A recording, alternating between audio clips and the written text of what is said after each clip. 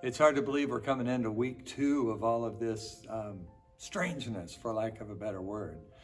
But I'm really glad that we can connect a little bit, even though it's virtual and over video. It's good to be able to connect with you. I just want to take a quick second and talk about something that we may or may not realize how important it is.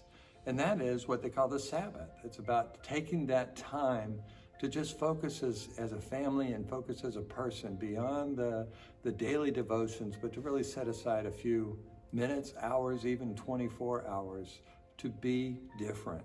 You know, that's really what the Sabbath came from. When you look back over history, the Jews and then later the Christians were the only ones that ever set aside that time, that day. If you look back in Exodus chapter 3, as a matter of fact, when Moses first went to the Pharaoh, he wasn't told to go and tell him to let his people go completely.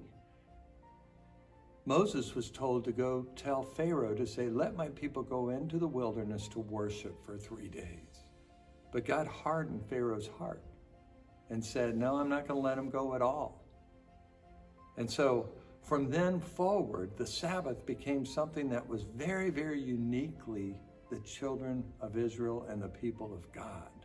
And so even in the midst of this madness, when our days seem to run together, our weeks don't get broken up, and we're spending a lot of time in ways that we haven't in the past, I want to encourage you to remember the Sabbath, the fourth commandment. Remember the Sabbath and keep it holy. It speaks volumes to your family. It speaks volumes to your soul. It speaks volumes to your neighbors. To set aside that time as just something different. I want to finish up this little vignette, as it were, with something from Hebrews chapter 10. And it says this, starting in verse 23. Let us hold unswervingly to the hope we profess, for he who promised is faithful.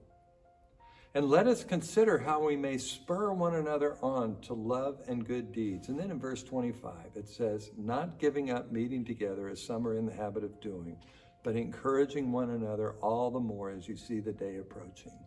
As part of your Sabbath, I want to encourage you to reach out to one another. Just pick up the phone, pick up the FaceTime, pick up the Facebook. Just reach out and say, hey, I was thinking about you. I was praying for you. How are things going? Let us not give up meeting together as some are in the habit of doing. God bless you. I hope you're having a great week, and I'm just praying you're going to have a meaningful Sabbath this week. God bless.